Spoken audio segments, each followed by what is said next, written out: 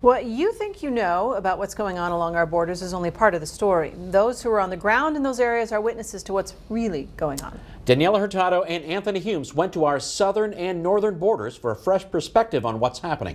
Tonight we begin a special series, Border to Border, a tale of two crossings. Since the 2016 election cycle, illegal immigration has been a hot topic. And a lot of that conversation has been about the southern border and adding more barriers along it. That brought up the question, with all the talk about Mexico, what's happening on the northern frontier? In this 5-part series, your news leader traveled to PEMBINA, North Dakota and El Paso, Texas to show you what's being done to protect the United States front door. It may look just like a section line between two farmers' fields, but it's part of the 4,000-mile border between the U.S. and Canada.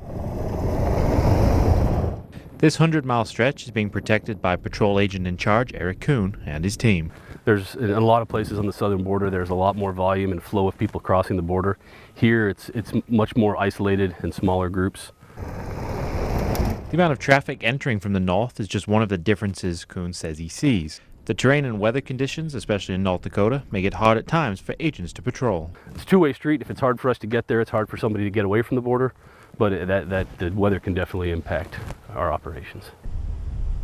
With the U.S.-Mexico border spanning 2,000 miles, patrolling a border twice the size requires help from local residents and local law enforcement. Sometimes we give them a call and let them know what's going on and stuff. They come out, take care of everything. With such a large area to cover, the agents on the ground can always use help from the skies. And we'll provide that air support to track a suspect, to look for a missing person, to provide whatever it is that task force needs in order to be successful. Air and marine operations use a number of different aircrafts, including helicopters and drones. We're able to fly this for roughly a day at a time for endurance. Gives us one of the state-of-the-art camera systems, a gyro-stabilized camera with a great infrared capability, as well as the daytime and low-light technology. People trying to enter the country illegally or smuggle drugs and other contraband into the country don't just try to come between the legal ports of entries. They also attempt to sneak drugs, people, and child pornography past agents. Where are you headed to? That's why they're met by Customs and Border Protection officers. Our primary mission, of course, is anti-terrorism and keeping terrorists and terrorist weapons out of the U.S. We have other missions as well, disrupting the flow of narcotics coming into the U.S., keeping individuals that are inadmissible in the United States out of the U.S. country. CBP officers say it isn't getting tougher to find illicit items, but Misson says people are getting more creative. If we find it in one place today, it's going to be someplace else tomorrow. I mean, they're always evolving. The imagination is the limit. Patrolling the border is like a game of cat and mouse, with the methods used by border agents and criminals constantly changing. Even though traffic in the north can't compare to the south, agents and officers say there's still an important job to do here to protect the American homeland. Technology used by Customs and Border Protection officers in air and marine operations on our long and mostly unprotected northern border helps crack down on illegal immigration, keeps illicit items out, and helps facilitate legal trade. Anthony Humes gives us a look. Whether it's in the skies, at the port of entries, or miles between them, technology plays a substantial role in how the border is protected. We have all kinds of stuff from agent portable equipment that they'll cover themselves to night vision goggles like you've seen in the movies. Goggles are just one tool Border Patrol agents use. They also have access to trail cameras that are placed strategically along the border. Those cameras, partnered with infrared trucks, allow agents to survey an area. A lot of the border traffic is going to happen at night, and this enables us to detect that traffic. The border is also watched from the air by air and marine operations that use helicopters and drones for different missions. Allow us to stay further away from anything that we are interested in looking at, anything we're trying to do surveillance on, which also makes it very difficult to determine if somebody is watching you. So our counter detection rate is significantly better with an unmanned aircraft. A drone cockpit is similar to an airplane cockpit. Fulch says this makes it easier to train in new UAV pilots. That it does have flight controls, it does have power levers and rudder pedals and things that you would find in a normal cockpit.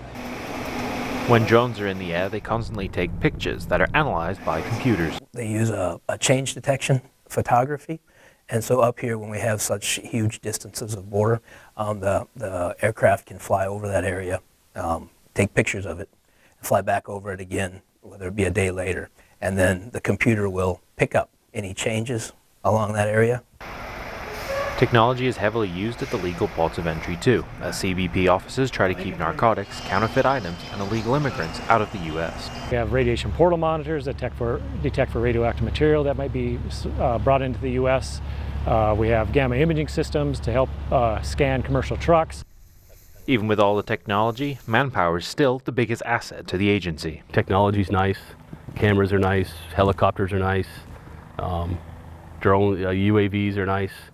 But at the end of the day, an agent has to go out there and identify what that person is or what that thing is and decide if it's broken the law, if it's a threat to the United States.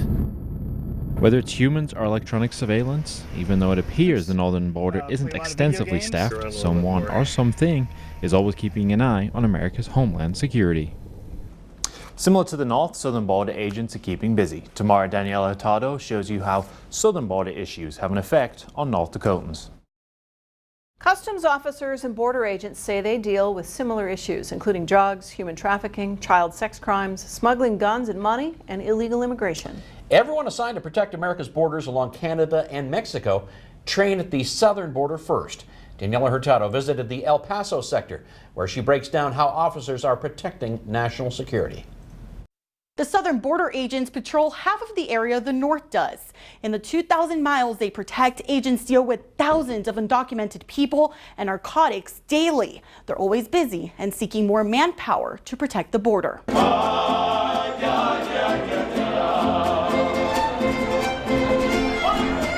El Paso is a border city with more than 630,000 people. Across the Rio Grande in Mexico is Ciudad Juarez with more than double that population. Both towns and countries divided by a steel fence. It's a community that many a times when you're interviewing them, they don't see the separation of one or the other. Before the Secure Fence Act of 2006, all we had dividing the two countries was a barbed wire fence in this area. Border agents were on the fence about the barrier because it wasn't stopping criminal organizations in Mexico from coming over. You're not going to have those vehicles driving across just because that steel barrier actually goes down into the ground quite a few feet with concrete and the steel. So I mean, even if you ram it going full speed with a heavy-duty truck, you're not going to do anything to it. These 18-foot steel barriers are designed to keep criminals, narcotics, and illegal immigration out. They just called out bodies by the pump house. But even then, barriers were broken. Once you defeat whatever fencing is there, it just is a mad dash across that highway and you're in the neighborhood. That's exactly what this 18-foot steel wall gives us. It gives us time. Undocumented people finding a passageway. As soon as they see an opening, they're going to go for it. Cuffed after traveling from Ecuador. The gate was open because the construction crews were going in and out. He moved away for a second and they exploded that little window. Their story is similar to thousands who have tried to cross the southern border. A lot of these people coming in from Central America, through Mexico, they're crossing an entire country. They were not very prepared for it. The federal government says the influx of illegal crossings has decreased in the past few months. Part of it is just the cooperation that the U.S. government has been having with Mexico. Mexican officials are now guarding both of their borders. By the numbers, the El Paso sector had more than 38,000 apprehensions in May. In August, it dropped to a little more than 8,000. For perspective, there were 32,000 apprehensions in the area in all of 2018's fiscal year. That ripple effect has actually begun at that end where they've managed to kind of slow down the entries, allowing whatever was already on its way here to kind of simmer itself and kind of trickle in as we see, and not see that overwhelming amount of people coming in. CBP says they've detained an overwhelming 152,000 people in the El Paso sector this year. Currently what we're seeing is the entry of family units, unaccompanied children, And that's the part that's a little bit overwhelming because it's a demographic that we were never really prepared for. Some agents credit that to law changes under Flores versus Reno. Minors can't be held more than 20 days. And since 2017, neither can their parents or guardians. Look at the footprints. That has been kind of exploited to a certain degree, and they've used this as a method of coming here thinking that they're going to be released after a certain period of time. Large crowds creating a bottleneck effect. Tents that we had to erect, we were trying to get people out of the sun and put them under bridges. Temporary holding facilities with limited resources, having to house thousands. In the meantime, we had to hold them till we had the ability to turn them over to someone where it was more of a detention area or more of a long-term facility that could properly house the family units and unaccompanied children. Many in this border city say those people are coming to find work and a better life. Vienen con la necesidad de buscar una vida mejor, que Estados Unidos les dé una oportunidad. They live with the necessity to look for a better life, hoping the United States will give them the opportunity to work here. These people have the will and need to work, but don't get the opportunity to do so. I wish they gave that to them because this country is for immigrants. It's always been a country for immigrants. Agents say many taking extreme measures to get over the border, like climbing homemade rope ladders, often have criminal backgrounds. This fiscal year, CBP numbers show 15,000 undocumented immigrants were prosecuted with links to criminal organizations, previous deportations, or both. Whoever's making those attempts is not going to be your regular person coming into work. For the most part, those people, they paid somebody money, they want to get back into the U.S., and a lot of the times they already have those criminal convictions, and it's those people that are really coming into the U.S. and possibly do harm. Cameras, manpower, and the wall are a part of a three-pronged approach to safeguard national security. Behind me, construction continues of the new wall between New Mexico and Mexico. CBP says it's part of a $9.8 billion project to construct and renovate 509 miles of the new wall in high-priority locations across the southwest border. They expect 450 miles of this construction to be completed by late next year. Prior to renovations, people like Edmundo Estrada crossed illegally. Me crucé muy joven y tuve la experiencia de pasar. I crossed when I was young. I had good and bad experiences. I'm appreciative of this country for giving me the opportunities I have now because I crossed illegally. I was undocumented. Eventually, Estrada got his green card. Y duré trabajando y trabajando y trabajando y estudiando. I worked and studied. Today, I'm very grateful to the United States because I'm a U.S. citizen now. I became a citizen in 1999. He says not all who immigrate illegally are criminals. Many are simply trying to work to survive. Estrada's sister is one of the thousands of people who cross legally every day through the El Paso sector to work in the United States. You'll hear more on that story and legal immigration tomorrow in our fourth part of Border to Border, a tale of two crossings. While thousands illegally immigrate into the country, millions do it legally every year through ports of entry. Daniela Hurtado went to El Paso, Texas, and shows us the pedestrian, cargo, and vehicle traffic. U.S. Customs and Border Protection agents say 35 million people cross the Mexican border with El Paso every year. Law enforcement with the Office of Field Operations say for every 12 entering the United States legally, 1 enters through El Paso. Ciudad Juarez is a neighboring Mexican city where thousands commute into America daily for work, school, shopping, or social events. Tens of thousands of people walk into El Paso daily. I come and work here and I spend my money there, where my family lives, because it goes a longer way there. Sarai Estrada was born in El Paso but lives in Mexico with her family. Her daily commute is long. I come in at 10 in the morning, but leave my house at 7:30. I have to grab 2 different buses. The first one is usually 15 minutes. The second is about 45. I get here at around 8:45. Sometimes there's a long line when I get here. Other times there's no one. She's not alone. Thousands endure a similar difficult commute. Tengo una hermana que ella está cruzando a diario. Ella es psicóloga, viene para. I have a sister that crosses the border daily. She's a psychologist and comes here to see patients in El Paso. A sea of people flow in on foot, and behind the wheel. Hay veces que duran mucho en la línea. There are times they are in line for a very long time, but even then, they still come and go as if they were living. The El Paso Port of Entry officers process more than 32,000 vehicles a day. There's a B1, B2 visa, which is, we call it a commuter visa here, but that one entitles you to come and visit, come and shop. You can even come and attend meetings, business meetings. As long as you're not coming into the U.S. to live. This is one of 4 port of entries here in El Paso where thousands of people cross into the United States legally every day.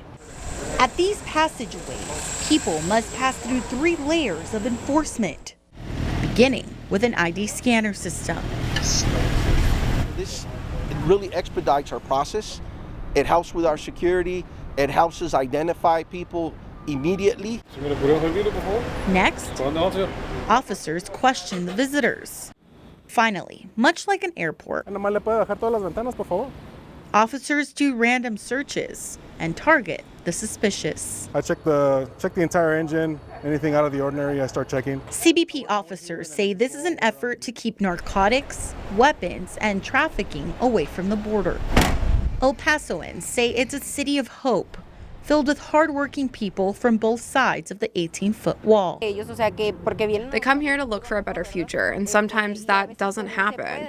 It's not possible because, well, you need papers to cross into this country. So it's sad to know the way they risk their children and starve themselves to look for a better future, because right now they're sleeping on the floor. They say not all people who journey from Central and Southern America to the U.S. come to do harm. They travel here to work and to build a better life, for which many are eternally grateful. So far through Border to Border, a tale of 2 crossings, you've learned about technology and techniques the officers and agents on the northern and southern border are using. Our final part tomorrow evening, you'll hear about drug trafficking in Mexico and how it's making its way all the way to our state. As much as they increase their efforts and use new technology, border agents may only seize a fraction of the drugs smuggled through our southern border. Criminal organizations are getting smarter as well. Daniela Hurtado examines how drugs from the Mexican cartels are making it all the way to North Dakota. To date, in the last year, the Office of Field Operations has found nearly 500,000 pounds of drugs at port of entries in the country. Border Patrol agents have confiscated nearly 300,000 pounds of drugs. Those drugs include cocaine, heroin, marijuana, methamphetamine, and fentanyl.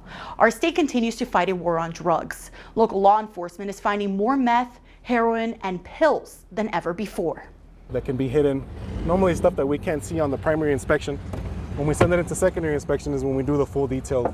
Stopping drug trafficking is like finding a needle in a haystack. Narcotic seizures are made every day. Anywhere from personal use, and we mean just a few ounces, to pounds. Multiple pounds of meth. Drugs smuggled across the border are distributed throughout the United States. We are part of the pipeline, we're just the end of it. So it starts like in Mexico and then eventually finds its way here. Criminal organizations like the gang La Línea making a footprint across the El Paso sector. Whether it be smuggling of people, trafficking of people, narcotics, hard drugs, it's all tied to the same criminal organization. Nothing happens along the border without the criminal organization being involved. Their MO constantly shifts. Narcotics aren't only found in vehicles, but also within the merchandise. Or they try to hide stuff in there as well. We see it taped to the people, in their bodies, pedestrians coming across. All the area on the Mexican side, it's controlled by criminal organizations. A lot of them are generations of smugglers. Smugglers go to lengths to hide their cargo so it goes under the noses of law enforcement. The El Paso sector sees hides often, marijuana in rims and within the floorboard of cars, drugs within car bumpers, and meth packaged in homemade wheels. Some areas are easier targets for the cartels, where there's only desert for miles. We're always being observed. So if they see that an agent left an area, maybe to go to the restroom, to go get a drink at the convenience store, an agent is supposed to come in and fill in that spot. But if those 2 minutes that there's an opening, they're going to exploit them. Those tokens of opportunity are examples on how the drugs are coming from Mexico and making it all the way to communities like Bismarck, North Dakota. And using cities like Milwaukee, St. Paul, Chicago, those type of cities are just hubs that then they branch out like spider webs to the local areas. He says drug money made off of addiction in our state is funding terrorism in other parts of the world. Good people who never used to lock their door to have to deal with, narco-terrorism. Who would have thought in North Dakota you'd ever have to worry about a word like that as far as way away from the border? But the true fact of the matter is, it's here. This room at the Metro Area Narcotics Task Force headquarters is evidence law enforcement is tackling the drug issue head on. Take away the dealers as they come in, piece by piece, and we take 500 pills off the street. That's 500 pills that aren't going to trickle their way down to an addict. Agents say the antidote for the drug problems is to cut the demand. Law enforcement says this will curb suppliers. Agents say drugs are killing our community and increasing the violence across the state. As our 5-part series comes to an end, we'd like to hear from you. How do you think issues can be resolved on our borders and within our state? Join the conversation on Facebook with the hashtag #BorderToBorder. We'd like to thank CBP for talking to us and our local state agents for the exclusive access they provided us to tell these stories.